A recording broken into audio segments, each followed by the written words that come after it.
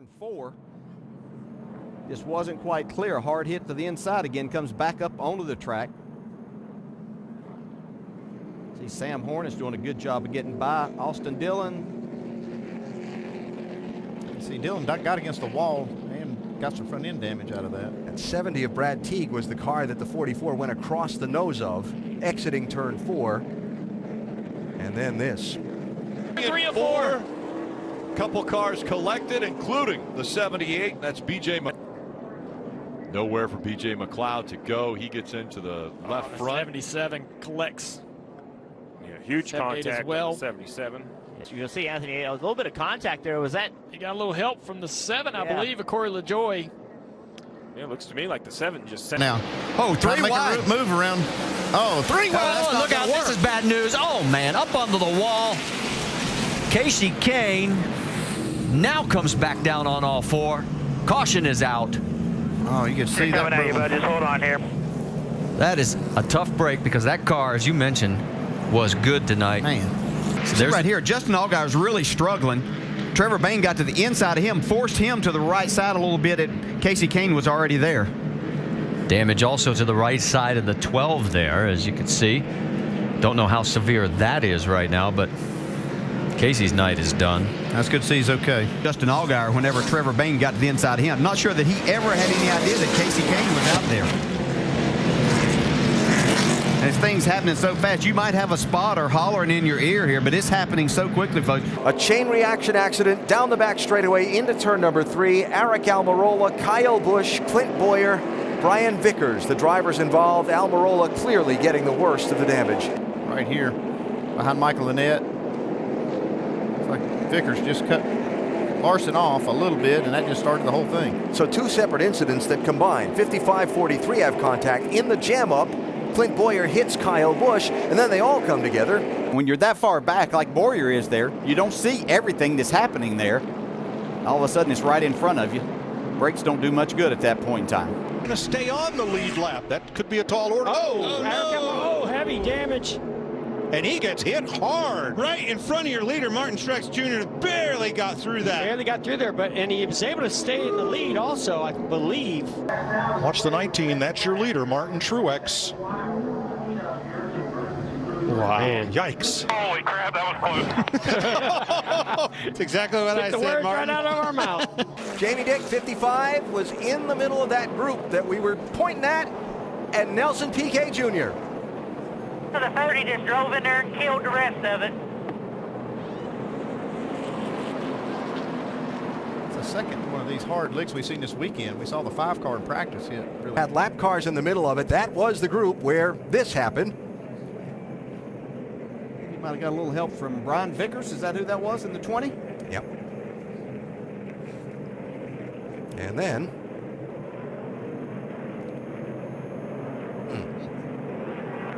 That's what's so tough is some of these lap cars, you know, they're trying to stay out of the way the best they can, especially when leaders are too wide behind them. They got to make a decision of what lane do I want to go in front. Denny Hamlin staying in there. There's a caution on the track. Crash, guys. Mark Martin into the inside wall on the back straightaway, and they're still jamming up. Got tagged on the rear. That's a pretty good description of what happened. Get together. Mark gets the worst of it.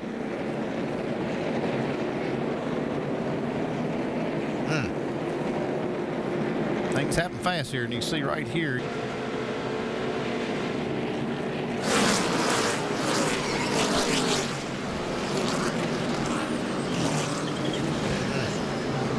Bobby Labonte in that 47 car involved in the little. Down goes the 29 of Harvick. He saves it. It's all behind him. Loses it.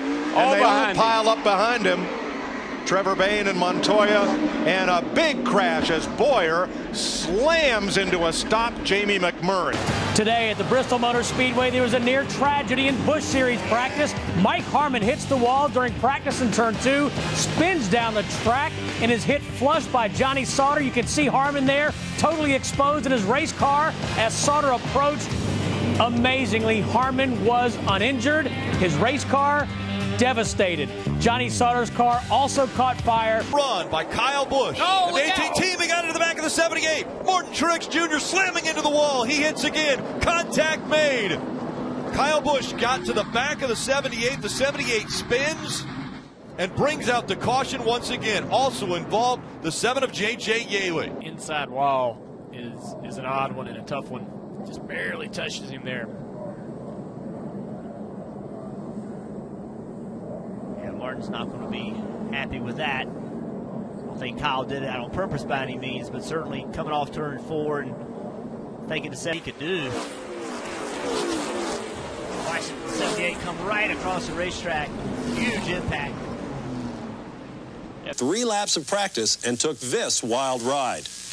Now, this kind of barrel roll is usually associated with super speedways. Doctors made Rusty stay in the hospital Friday night, but he was the first driver at the track on Saturday. It was a pretty scary moment. I never thought you could flip 6 times in a half-mile track, but it just goes to show you how fast Bristol is and what type of force you really do have in this corner. We got one going around in turn 3 here. 0-1 of Vinnie Miller. Oh, and Christopher Bell sideways. He's involved in the crash. We're destroyed. Yep. Same thing as a practice. Nope. Wow. Worse. That's a lot worse. All right, 10-4. You don't use a whole bunch of brake here at Bristol. I mean, you use some, but not a lot. And, man, once it gets sideways, you're out of control. There's nothing you can do. But, you know, man, it took right off on him. 2 cars. But he said it's just like yesterday in practice, which means he was dealing with brake issues, right? Am I reading that right? As soon as he hits the brakes, that thing comes right around. Getting chased. Bad crash over in turn 2. Michael Waltrip has hit the wall hard. The car is upside down, and you can see the car is really torn up. Rear hub or axle on his number 40 going into turn number 3, and the car takes off and it pounds the safer barrier right here. I mean, you can see the whole left rear hub, wheel, tire, everything came off that car. Look how high up in the air it was. Again, Larry, it's just one of those things. This racetrack will absolutely, you can see right in there as he goes down the hill that it just broke that whole end of the housing off, hub and all. Now he's fine. He told the spotter on the radio he's okay. That is the hardest hit I've seen at this racetrack since your brother hit the crossover gate. Well, Jerry, I said it's sort of on its side, or boy, yes, it is upside down.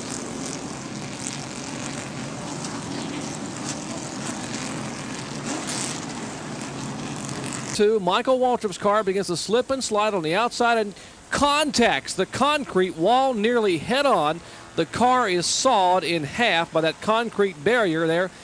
One of the most spectacular and violent crashes I have ever seen, Ed Jarrett.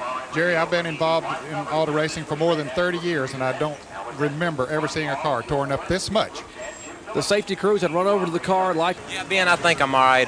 Got some contusions and a little bit of confusion, but that's probably not too unusual. Can't really tell you what happened. I know that we got spun out earlier and then was passing Robert Presley on the outside, best I remember, and he ran us up into the wall. But tell Mom and Dad Daddy's not doing too good either. But And the 9th caution of the day, Jeff Gordon in turns 3 and 4 appeared to lose a right front tire, and Matt Kenseth drove right under it. I don't know if he blows a right front tire. I think that's what happened, because the car he goes in, he does that dive bomb thing, and then right here you see the car just takes off.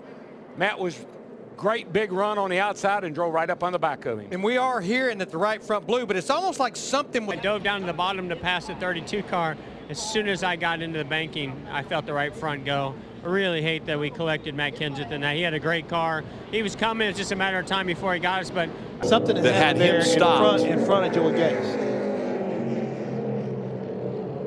So Joey had stopped to try to avoid this. Exactly. Ooh, is that Kevin Harvick?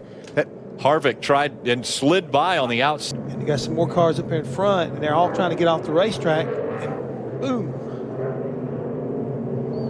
To the car after he straightened it up a bit. Oh, trouble on the backside. Right into the 52, trying to lock the brakes up. Issues on the backstretch. I saw that one coming. Has the 52 of Joey Gase stopped on the track. And the 5 of Brad Sweet couldn't get stopped, and we saw him slide right underneath that car. Luckily. I think Kevin made some contact with that car. Wow. Big hit. So the 70 car had problems coming off of turn 2 and had part of the racetrack block, and Joey Gase was trying to avoid him, and along comes Brad Sweet. At the exit of the corner, Brad.